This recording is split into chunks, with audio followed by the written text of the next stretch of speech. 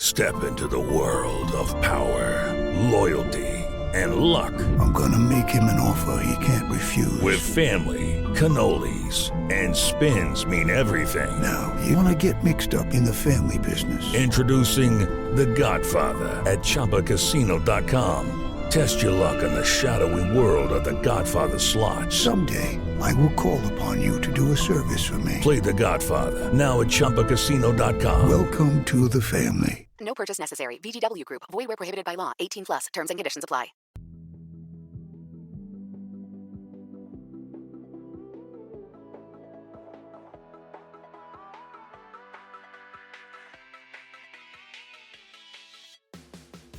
Board games have been popular for more than a century. Some date back to the ancient world.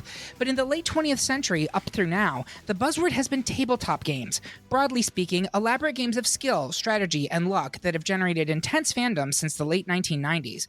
While we've already covered the classic board games popular in our youths, the great pop culture debate now wants to determine the best modern tabletop game up till now. I'm rated for ages 21 plus, have an estimated playtime of 45 minutes, and can accommodate 1 to 3 players. I'm your host, Eric Rezsnyak. Please help me welcome my panel for this episode.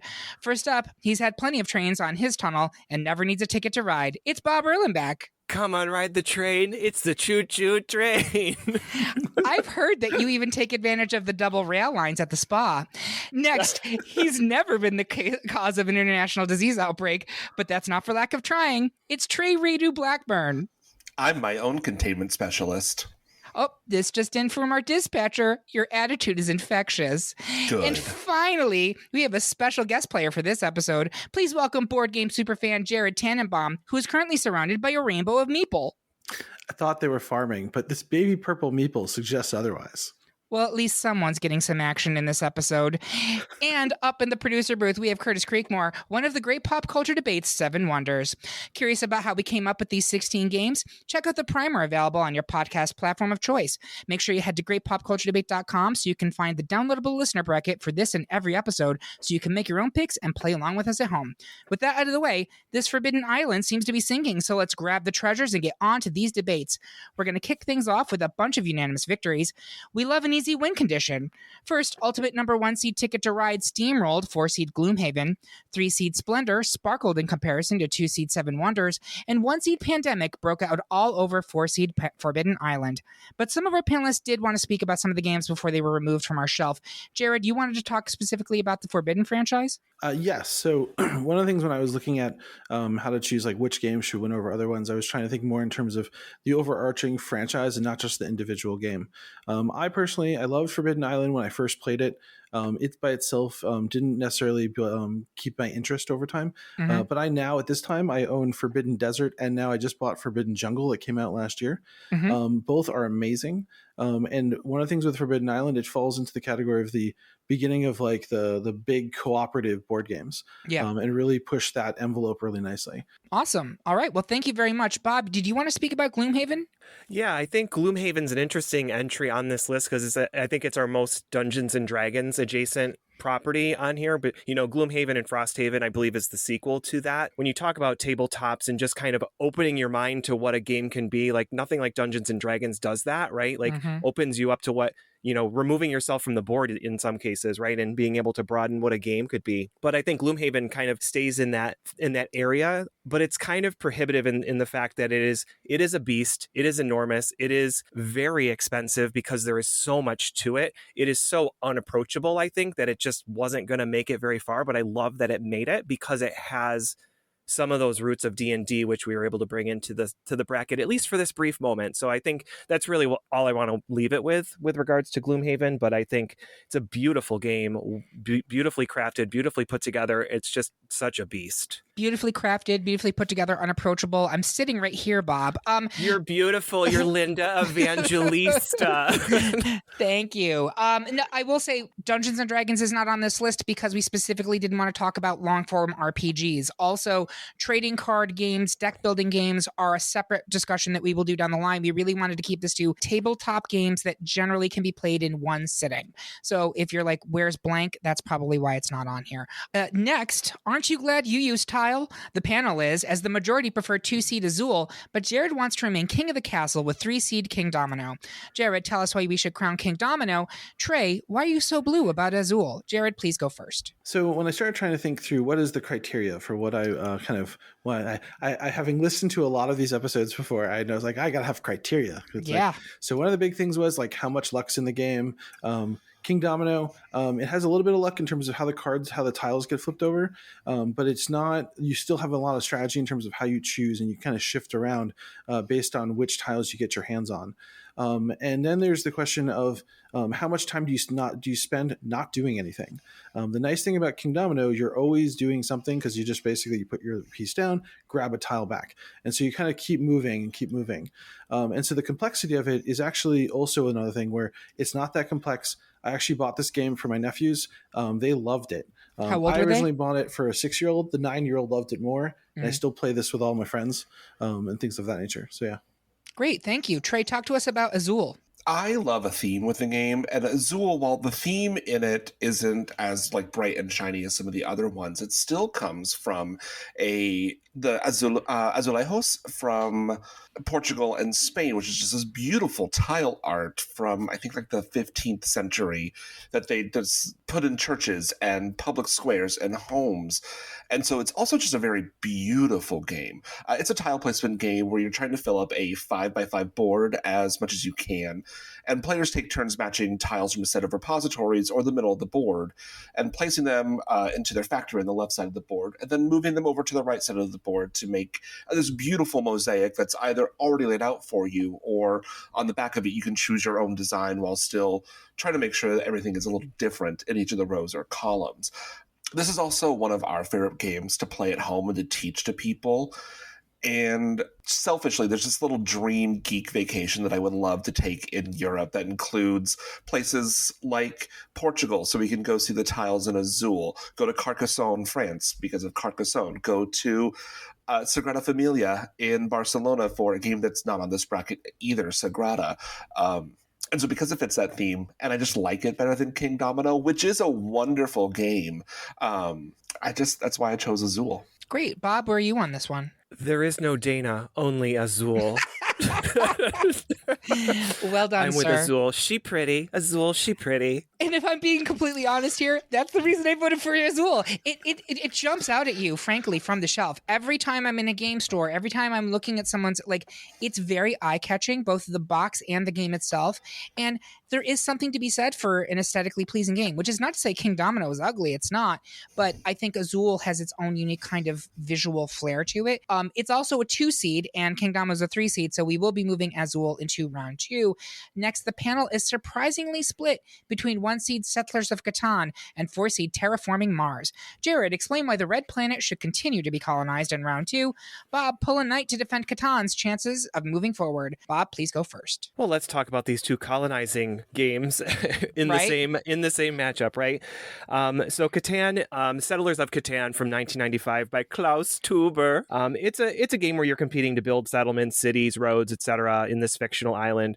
It's where you're gathering and trading resources, brick, wood, wheat, wool, right? But I don't love Settlers of Catan. I don't enjoy playing it. I would never choose to play it, but I'm really pushing it forward because this game is really one of the games that kind of defined the modern board game. It really starts to broaden the way we look at games and the way that we can create games where it involves negotiation. You have to have some tactical placement where you're making sure you're placing settlements in the right place and roads in the right place. It's approachable, which I don't think, and to kind of contrast it to Terraforming Mars, which is similar in some of these regards, Terraforming Mars just has so many different mechanics and rules happening that it's not as approachable. And when I look at some of these games, I think about what is more approachable to a crowd or to a bigger group. And, where is a game where you're going to be able to pull more people in, teach them faster, get them engaged with it? I think Terraforming Mars takes a little bit longer on that regard. Catan really set the stage for what we were going to experience going forward. So that's where I am. What I'm hearing is, I don't like her, but I respect her.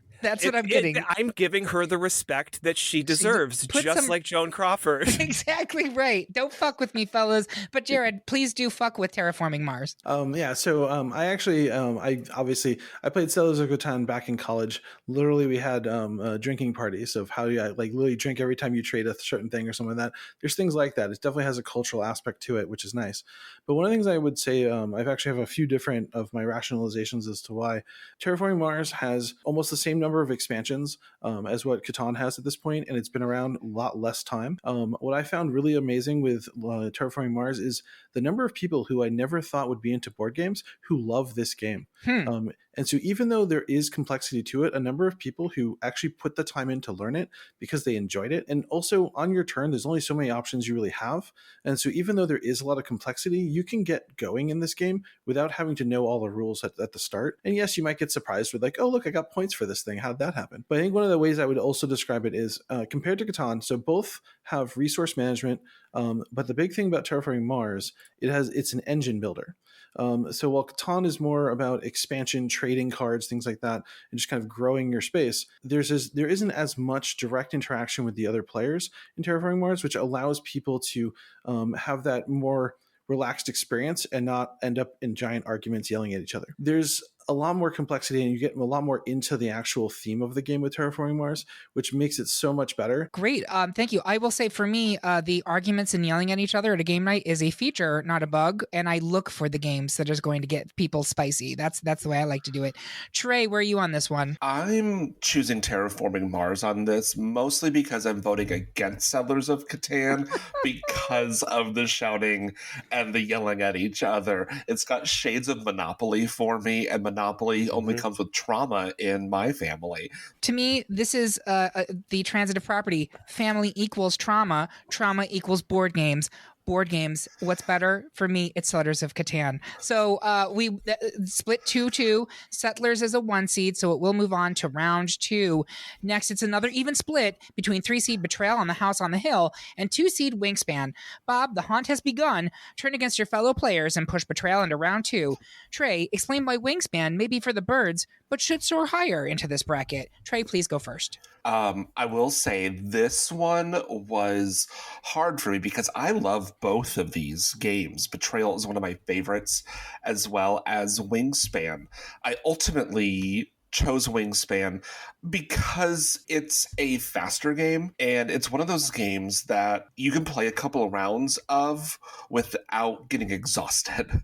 One of the drawbacks for Betrayal for me is that unless you're playing with a group of people that are all super really into Betrayal, the second half of the game after the haunt starts, everybody's just like, when is this going to be over? I want to eat pizza, but I can't eat pizza because I'm going to get oil all over these cards and these tiles. As far as Wingspan, it's designed by Elizabeth Hargrave with some beautiful art by Ana Maria Martinez, not only Natalia Rojas and Beth Sobel. You can't talk about Wingspan without talking about the beautiful art of those birds. It's an engine builder game where you're attempting to populate 3 different bird habitats with bird cards and their eggs. And during gameplay, on their turn, players will choose one of 4 options: either play a bird, gather food, lay eggs, or draw bird cards. And as you add your birds to the habitats, you'll also have opportunities to activate the bird cards and their powers, which could include gathering even more food, or being a scavenger or a bird of prey and murdering birds as well. Wingspan is my choice. Thank you. Bob, talk to us about Betrayal. I agree with Trey on a lot of what he said with regards to how beautiful Wingspan is. That's one of the things that really stands out for Wingspan for me with regards to that game, is how beautifully drawn and how beautifully put together that is. And it is quick, and it is, to me, it's more relaxed and more calm and all of those pieces. The thing that I love about Betrayal, and I think gives it a unique placement on this list, is the storytelling element to this. This game is a much more contained and playable version of an RPG where you never know what was really going to happen. And each time you play it is completely different. And it starts out cooperative until it becomes not cooperative, to the point where there is the haunt, there is the betrayer, the traitor, and you're exploring this haunted mansion. And I think that's a very appealing and universal interest of a lot of folks, especially, as a party game. I think that's very appealing to somebody who say, "Oh, what's this?"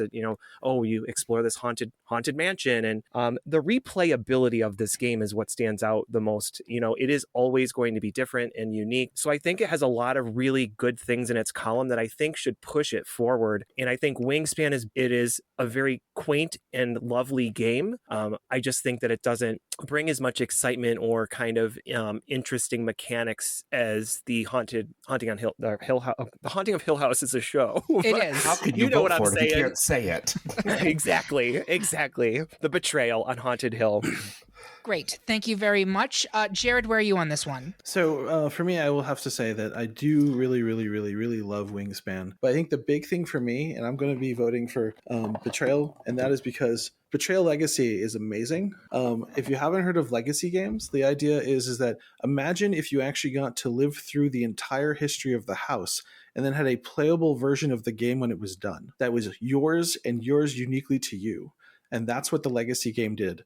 And I'm voting to push Betrayal forward because I think it is franchised better. I think it has Wingspan might have potential in the future, but I think Betrayal is a key thing right now. Okay. I am going to vote for Betrayal. I don't know if I changed my vote. I think I did.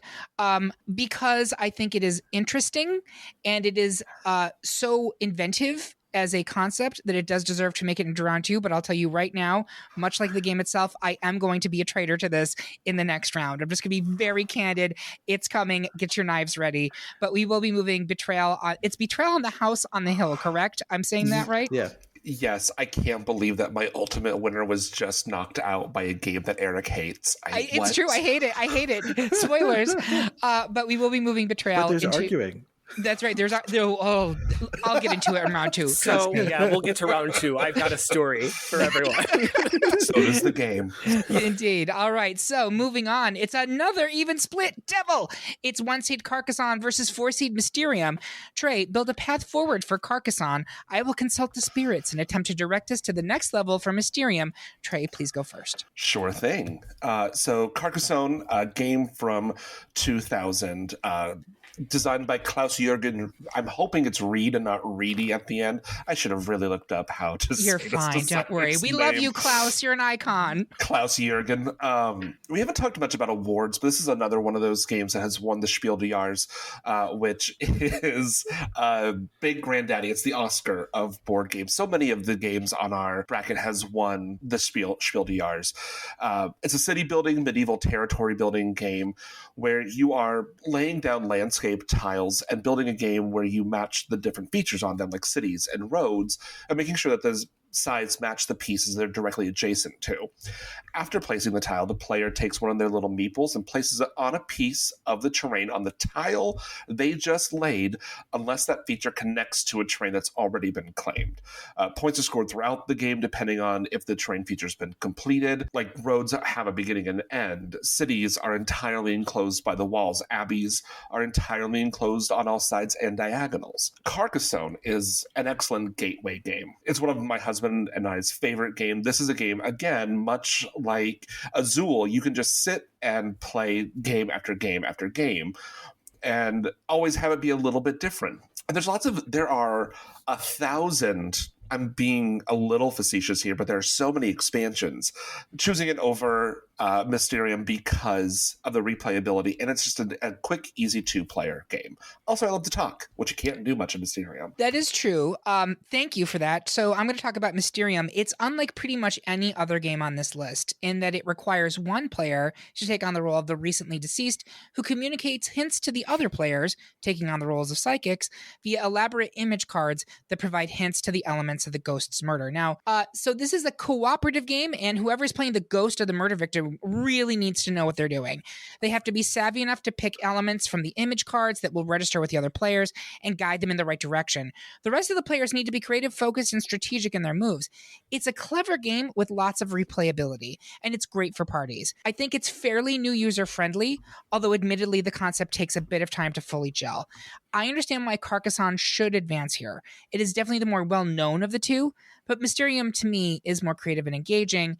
Bob, where are you on this one? I think Carcasonne is a good gateway to some of the tile building games for sure. I'm with Mysterium. It feels almost an evolution of Clue in a way in certain regards. Yeah, I'm sticking with Mysterium. It's also gorgeous, like beautiful. Beautiful. Thank you. Jared, where are you on this one? So I'm definitely going to be for Carcasonne on this one. And part of the reason is one of the problems I have with Mysterium is similar to what I'm going to end up probably saying for Codenames, is that when you are the ghost and you're in charge of giving out clues, the fact that you basically can't say anything for almost the entire game basically puts one player out of the game for like the whole experience, which is, I mean, yes, you get to be creative. And if you can pick an introvert who wants to just not actually talk to anybody, they'll love it. They'll very much love it. Nothing beats Carcasonne because when it comes down to the, how do I phrase it? Carcasonne jumped the shark when it ended up with an expansion with a catapult.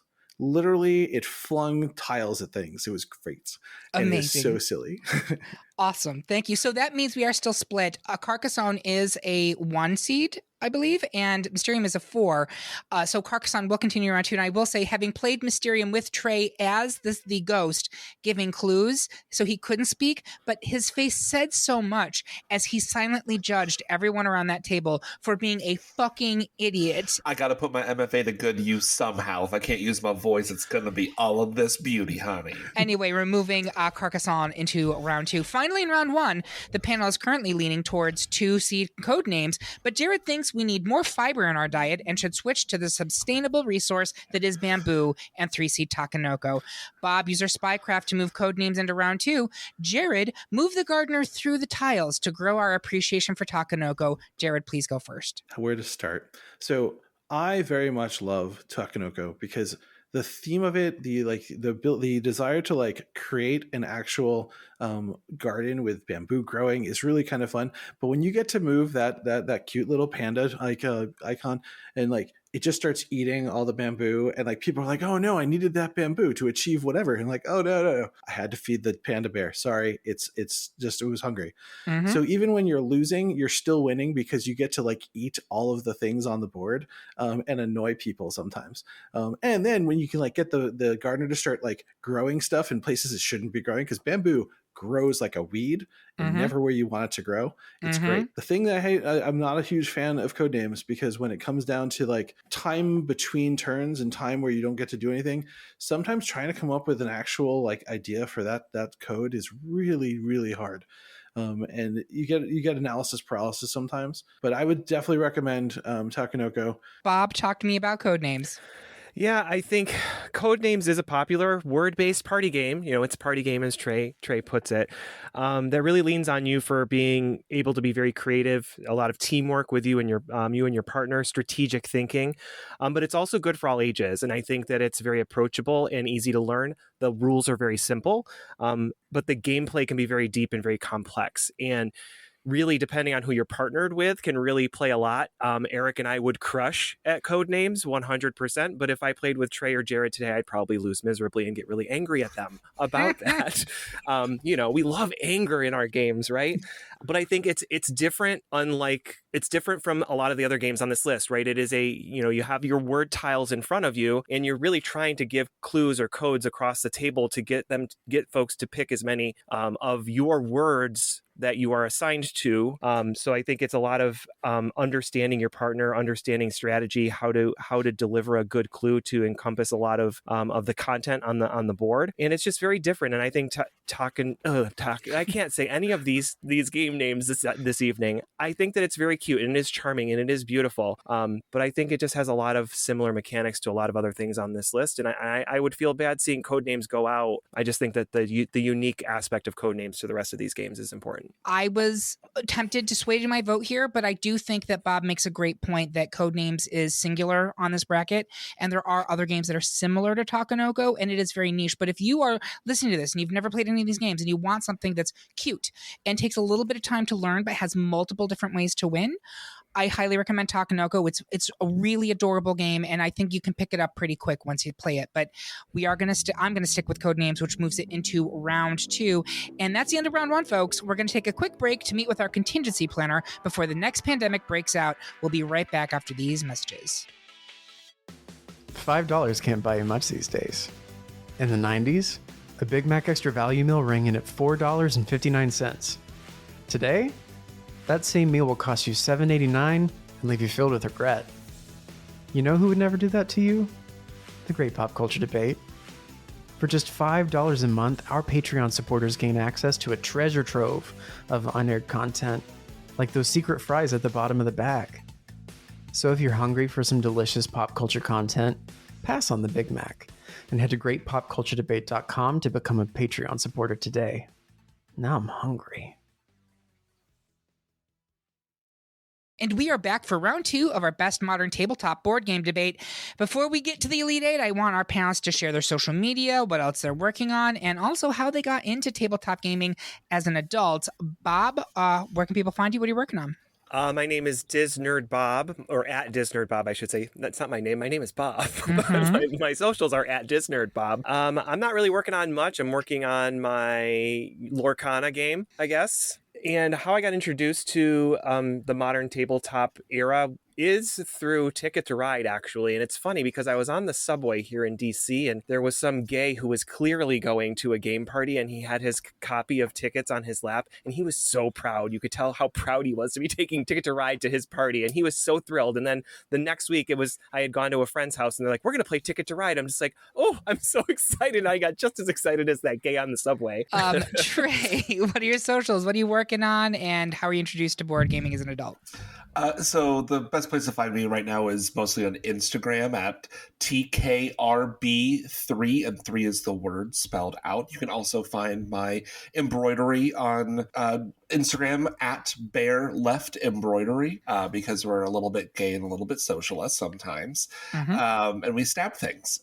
What am I working on right now? So my husband and I love board games, and he has wanted to start a YouTube channel with the two of us reviewing games. So look for that in the future. When I know more about that, so will you. And then as far as getting into board games as an adult, I've loved board games forever. During Hurricane Sandy in 2012 is when my now husband and I spent the hurricane together and just played a ton of board games where we played things like Pandemic and Forbidden Island and loved them all so much that it was our wedding theme was board games. I've got to find a picture of our cake to show you all. We can put that up on our social media. I love that. Thank you very much. Adorable. Jared, I know you're not really a socials guy, but you do go to a lot of board game conventions. So tell people about some of the conventions that you attend. Yeah. So let me start with the how I got into the gaming world, because for me, like the original like modern game that really got me, I mentioned earlier, was Settlers of Catan in college. However, what I would say is the time when I finally realized like it's the embrace your geekdom. I still have a lot of different game nights. I have like a regular game night every Tuesday. But when I first started doing this, I'd have game nights on weekends, stuff like that. And one of my friends, he would literally bring a suitcase of board games. And I was like, like I have a job. I should probably own some of these games at some point. And there was the point when it dawned on me that I could in fact own these games and then play them with all of my friends on a weekly basis. And so now I average somewhere between 10 to 15 people every Tuesday to basically play games. Yeah, this is why my collection at this point is, I think Board Game Geek told me it's 250 plus now. But in terms of conventions, like I started and I was trying to come up with like, I'd never been to a geek convention ever. And then one of my friends said, you should go to this thing called Gen Con. And I went to Gen Con out in Indianapolis. 10 years later, I've been going to it every single year since. And I started going to PAX Unplugged when it first started. I've been going every year. I just started bringing my nephews the past 2 years, so now they're addicted. My older brother came with us, and he went and got food while I played games with the kids. It was great. Thank you. And thank you for joining us for this episode. Speaking of conventions, Bob and I were just at Awesome Con in DC a few weeks ago and had a lot of fun playing in their board game room. It was kind of eye-opening to see all the different things that were on display there. So if you're at all interested in gaming, I would say see if there's any conventions that are happening near you. It's a great way to check out different booths, see play test things before you buy them. And if nothing else, you'll have a great time just looking at the vendors, honestly. So you can find find me at Eric Rezsnyak on Instagram, or just message at Great Pop Culture Debate on Insta and TikTok, or at GPCD on Mastodon. But what you really must do right now is sign up for our weekly newsletter, which comes out every Monday at noon, and it tells you everything new in pop culture that week. Sign up by finding the link on this episode at greatpopculturedebate.com or via the link tree on any of our social media accounts. I got into board games actually many years ago when I was in Rochester. Friends and I would have game nights, and one of them was a spin-off of Cranium. We called it the yelling game. That's literally what we called it, because it always devolved into people screaming at each other over two options. I couldn't tell you the name of that game right now. So it's time for our Patreon shout out. Thank you to Jason Pintar. We love playing this game with you. You've been an amazing supporter of the show, and miss you. He's been touring China with the production of Sound of Music for the past few months. Now let's move into round two before the Wingspan birds start dive bombing us like Tippi Hedren. We start again with two more unanimous decisions as the panel continues to choose one seed Ticket to Ride, which meant that 3 seed Splendor was left unable to attract any visits from our lords. And 1 seed Pandemic led to the unceremonious Cerule end of 2 seed Azul. I guess that's why they call it the Blues. But I do want to speak on Splendor before it leaves us. I genuinely love Splendor, or as I call it, Sugar Daddy, the board game. Your task is to accrue enough gems to catch the attention of the medieval lords to come pay you a visit, at which point you presumably suckle at their teat for a few years before moving on to a hotter, richer patron. At least that's what I've learned from watching dozens of seasons of The Real Housewives. It's a fast-moving game. It's intuitive. It requires strategy and foresight to be successful. One thing I learned in a recent playthrough, though, if you're colorblind, this game can be really challenging and frustrating.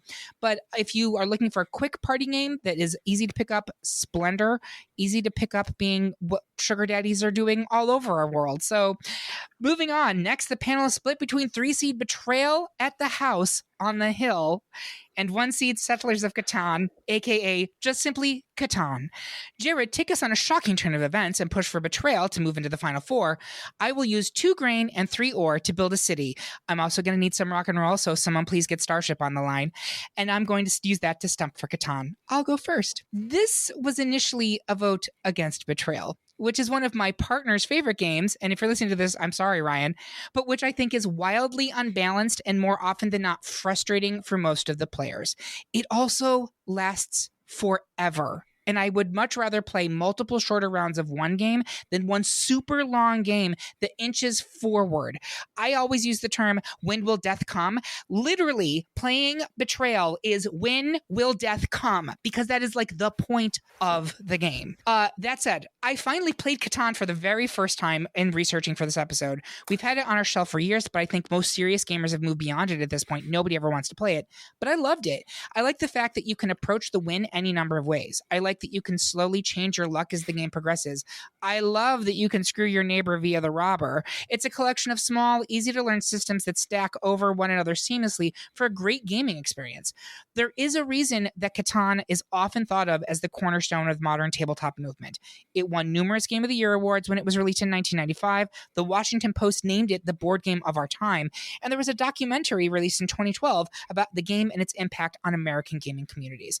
The game was optioned for a TV series in 2015, and Sony was working to acquire the film rights a few years later, so I suspect at some point the footprint of Catan will soon grow even larger than those hexagonal tiles. With that being said, Jared, talk to us about Betrayal and why I shouldn't hate it. So, one of the things I very much love about Betrayal, I already mentioned the general theme and things of that nature, but for me, the biggest thing with the game is any new player can get started really quickly.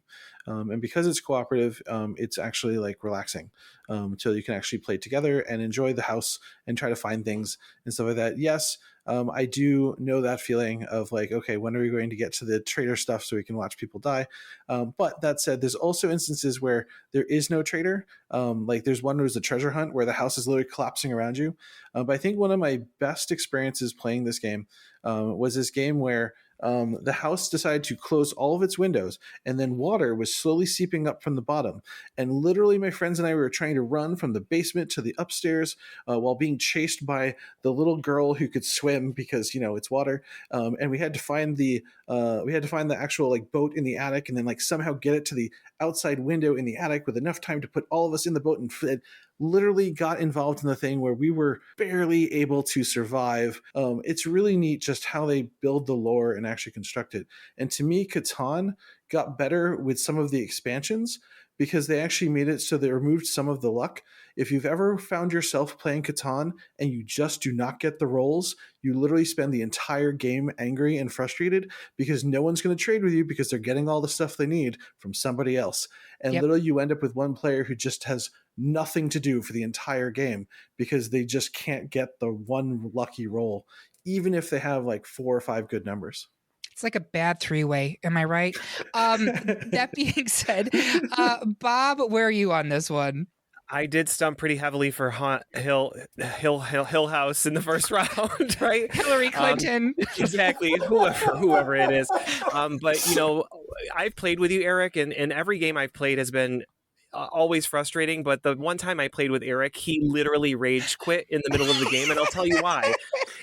This is a major flaw for me for this game is that you could get halfway to 3/4 of the way through this game and it is inevitable that you know that you are going to lose this game and you still have half a game in front of you to play. And it is no longer fun at that point. There is so much that is fun. It is much better when there's a good give and take, but so often it is just that inevitable failure that you experience and you're just like, what am I doing? And Ryan and I were just sitting there, no, Eric, we'll keep going. You're like, no, absolutely not. I'm out of here. I'm not going to play. We're going to lose. What's the point? So anyway. You make me sound so dramatic and unreasonable. I was absolutely unreasonable and dramatic. So I'm going to be with Catan. Okay. I think it's important for people who don't know the mechanic for Betrayal, and it's different every time because various factors. There's a book that comes with it, and like when the betrayal happens, and there's a specific trigger for that, you then take the book and you read what your setup is, and every time it's a completely different scenario. So it really is very interesting and super complicated and inventive. It just sometimes takes for fucking ever and is deeply broken. But Trey, where are you? I'm with Betrayal on this one. I love the storytelling aspects of it. And I'm a theater human, right? And Betrayal is a 2-act play. You got the first act where you are discovering the house and you are finding out about all of these characters. And then you've got the second act where you've got someone who's just like, I hate all the fucking of you. We are going to murder people. And it's wonderful. And it's, again, with Catan that nobody knows how to pronounce, apparently. Strike one on that. I don't enjoy the aspect of roll, do nothing, roll, do nothing, roll, do nothing, roll, do nothing. Ooh, some wood, roll, do nothing. Again, like a bad 3-way. Ooh, some wood, do nothing. Why are you rolling in a 3-way? I killed for some wood right now. I'll tell you later. And with, I don't enjoy a barter system in games either. That's one reason why I hate Monopoly. And the Catan has shades of Monopoly for me. So I'm with Betrayal on this one forever and ever. Well, this episode just got meta because it is a split, and Catan, Chris Catan, whatever you want to say, is a 1 seed. Betrayal is a 3 seed. We're split down the middle. Catan continues so much like Betrayal the game. Everybody's all happy and getting along until the betrayal happens, and then we just start killing shit. And I'm glad you're dead, Betrayal. I'm glad you're dead. I'm going to rage quit this podcast. Don't worry. It will haunt your dreams. I won't. I don't have dreams. I'm dead. All right, we're going to move Catan into the final 4. Finally, in round 2, another split between 1 seed Carcasonne and 2 seed Codenames. Jared, gather your meeple and push Carcasonne into final 4. I will provide vague yet strategic direction as to move Codenames into the final 4. Jared, please go first. Similar to some of people's arguments on Catan and it being the cornerstone of the rise of modern board games, I will say that Carcasonne, from a general cultural kind of connection point, it has been the backbone of a lot of things. It brought to us meeple. I gather Allison Hansel came up with the portmanteau word meeple in November 2000 by combining the words my and people, and that's how we have meeple.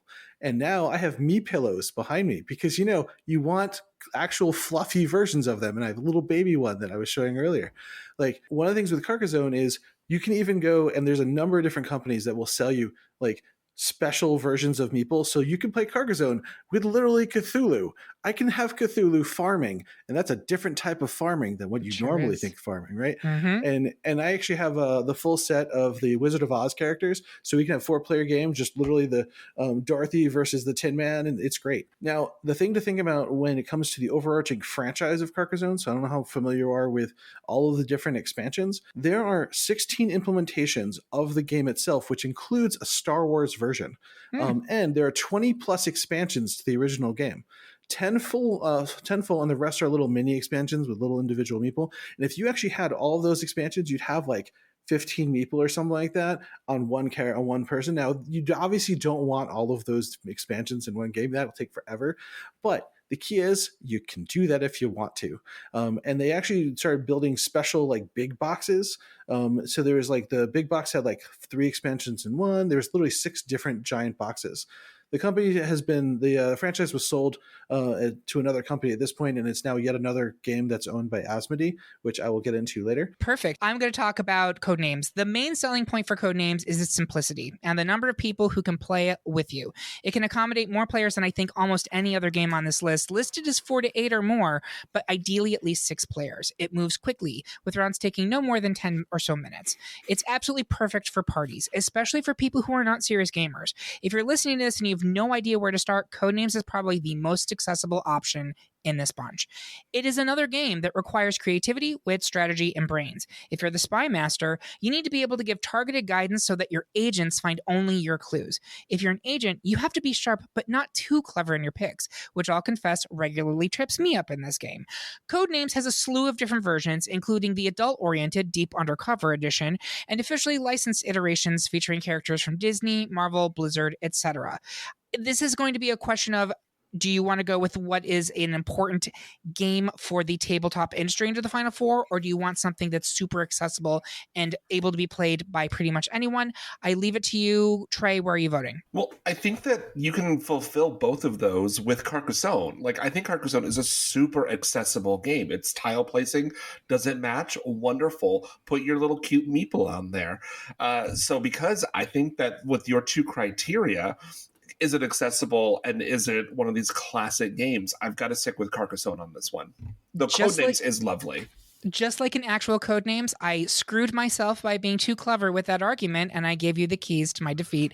Bob, where are you on this? Yeah, this is probably one of the tougher ones for me, and I don't usually have tough decisions because everybody thinks I'm heartless and can just rip the Band-Aid off and pick things. But Carcasonne is a tile-building game, and I don't dislike tile-building games, but there are other better tile-building games for me that I enjoy more. One of them that didn't make the bracket that I talked about in the pre-show of Alhambra, I think is better and more fun. And Codenames still sticks out to me as really singular and very unique and different.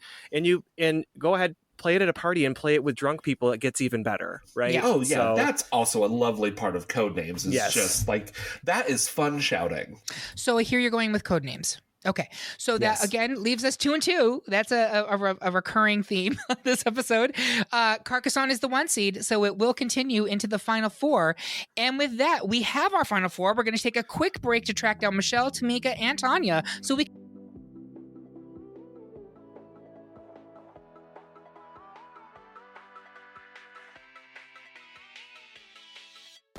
These days, there's so much great TV. Sometimes you just don't have the time to tune in, but you're still itching to know what happened. Or maybe you watched the episode and just want to yell into the void and see if others agree. Well, if you aren't reading our episode recaps, you're only getting 3/4 of the story. The Great Pop Culture Debate publishes weekly recaps of some of your favorite television franchises, so you can stay up to date without even watching. Head over to greatpopculturedebate.com and make sure you never miss a moment. And we are back with the Final Four of our Best Modern Tabletop Game debate. At this point in the show, I always like to take a step back and look at the Final Four, see if it matches up to where I thought we were going. We have all 4 number 1 seeds, which I think is a pretty good sign. It's Ticket to Ride versus Pandemic, Catan versus Carcasonne.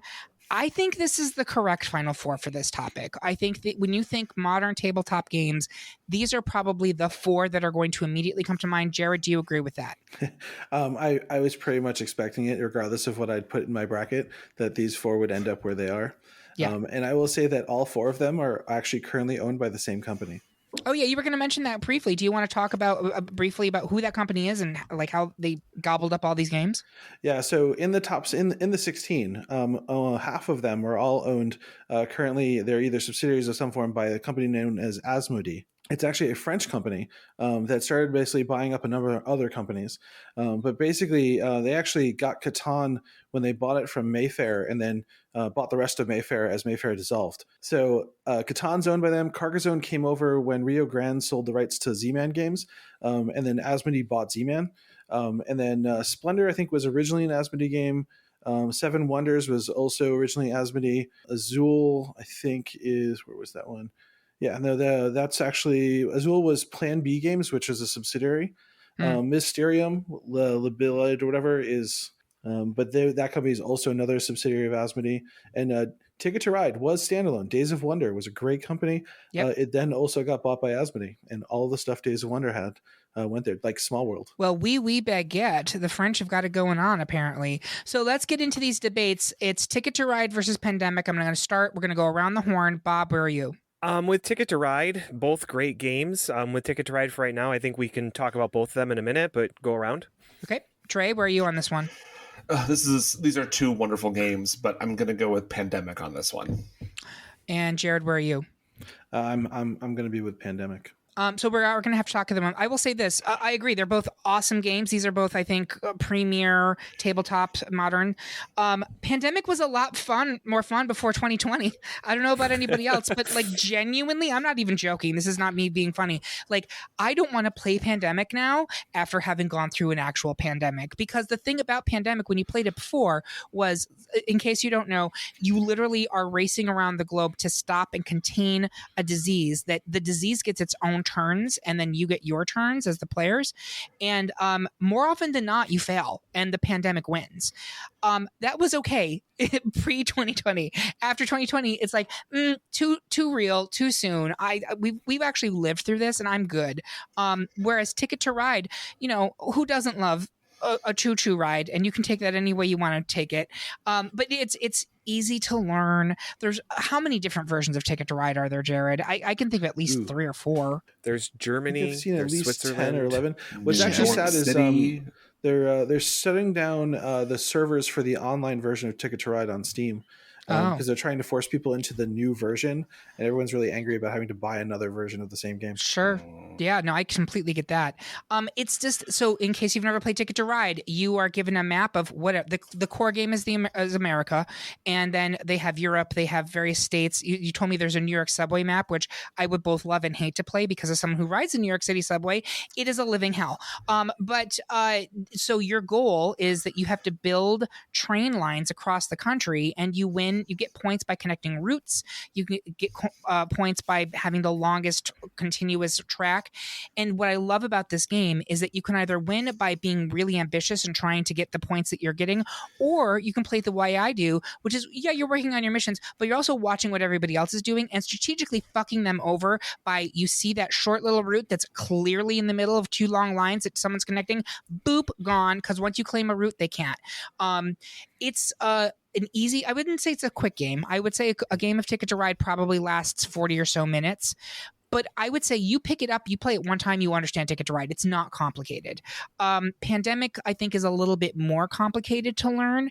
And again, I think it takes a few times to do it. But I'm hearing 2 Pandemics. Bob, what you're going to say? Yeah, I was just thinking Pandemic has some shades of risk to it too, I think. Sure.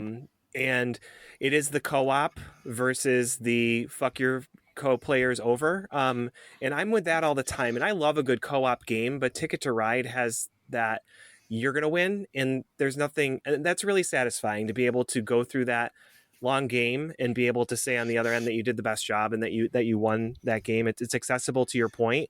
It's sold over 10 million copies, $400 million in revenue. It's pretty crazy how successful and popular this game is. But yeah, I'm with Ticket to Ride. Trey, you were going to say something about? Yeah, well, and with Pandemic, like you're talking about all of the expansions and standalones for Ticket to Ride. Pandemic has that as well. Like you've got the 3 seasons of the legacy games. Within those legacy games, you've got like you can play different copies of them with two different people, so that way, or two different groups, so that way you can have a different experience for each of those story times. I love a storytelling game, and I feel like that's what it is with Pandemic. You're racing around the world trying to contain these 4 different diseases that are just trying to devastate, rather than just like running around a country trying to devastate the other player. Okay, so I think we are still at 2 and 2 here, which is a theme for this. Like, I mean, again, meta episodes. It is a face-off in every goddamn round. So then we have to go to the seeds and the super seeds. And Ticket to Ride is the ultimate number 1 seed for this entire bracket, and Pandemic was the 4th most popular game. So that means Ticket to Ride will advance into the final 2. Sorry, COVID-19. Not this time. Next, it is Catan. But most of the times. but many times. Catan versus Carcasonne. And I'm going to start at the back of the order this time. Jared, where are you on this one? I am with Carcasonne. And I will say that's because both are very iconic in the gaming industry and have changed the face of gaming in the US for sure and around the world. But I very much enjoy playing Carcasonne a billion times more than I play Settlers of Catan. And I honestly just played Carcasonne 3 times in the past week. And I have not put Settlers of Catan on a table in probably 5 years. Yep, and I will say I think that is very true. It is very hard to get people to play Catan anymore, but I don't want to sway votes. Trey, where are you on this one? I'm going with Carcassonne, sticking with the theme of I love Carcassonne, but I'm also not going to vote for Catan. Bob Erlenback. Oh, I think I'm going to stick with Catan for now. I take the point that Jared just made very strongly, which is literally, I don't know anyone in the 2020s who still is like, hey, everybody, let's play Catan. Because I think if you loved it, you kind of got tired of it about 15 years ago. Literally played out. It's literally played out. And I think it was hugely influential, but other games have taken what was great about it and made it better with their own formats.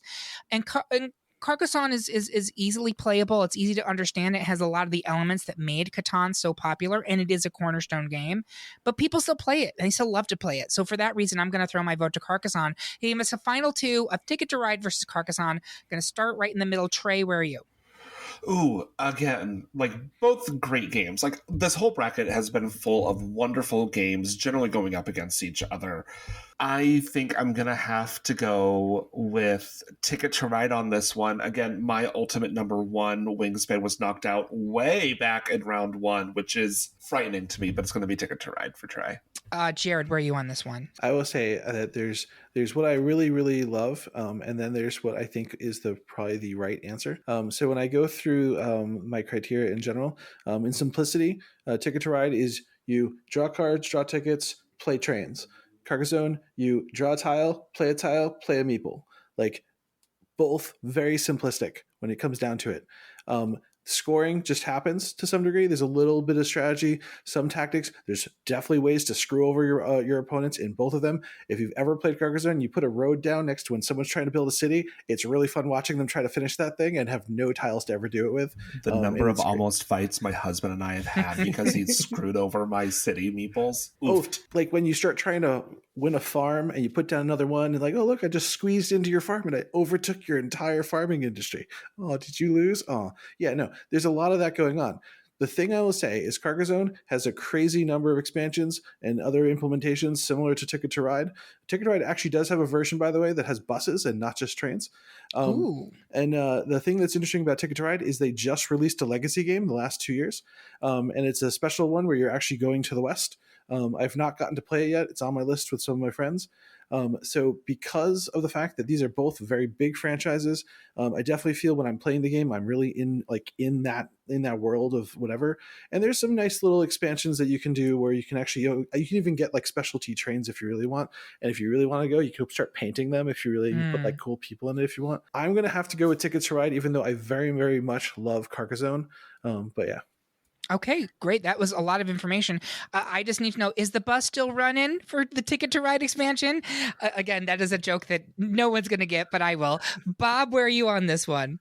I'm with Ticket to Ride. I think that Ticket to Ride has moved itself into the popular culture and to the mainstream over a lot of these other games and outside of people who are the hardcore gamers. And I think that approaching someone and saying, let's play Carcasonne, they're like, oh, what's that? Never heard of that. I think Ticket to Ride is, from a popularity perspective, and fun, playable, all of those things. These are great games. All of these games are amazing, right? From 16 down to these two. Maybe not Betrayal, Eric, but anyway, Take her. I'm going to stick with Ticket to Ride. All right, I'm going to make it a clean sweep. Carcasonne's great, but I think that Ticket to Ride is the correct winner here. There you have it. Our pick for the best modern tabletop game is Ticket to Ride. Do you agree? Do you think that we should lose a turn? Tell us how you really feel by leaving a comment on this episode at greatpopculturedebate.com or find us on Instagram, Facebook, TikTok, or Mastodon. While you're there, make sure you subscribe and follow the podcast so you can hear about what new debates are coming soon, vote in open polls, and even decide on which topics we tackle next.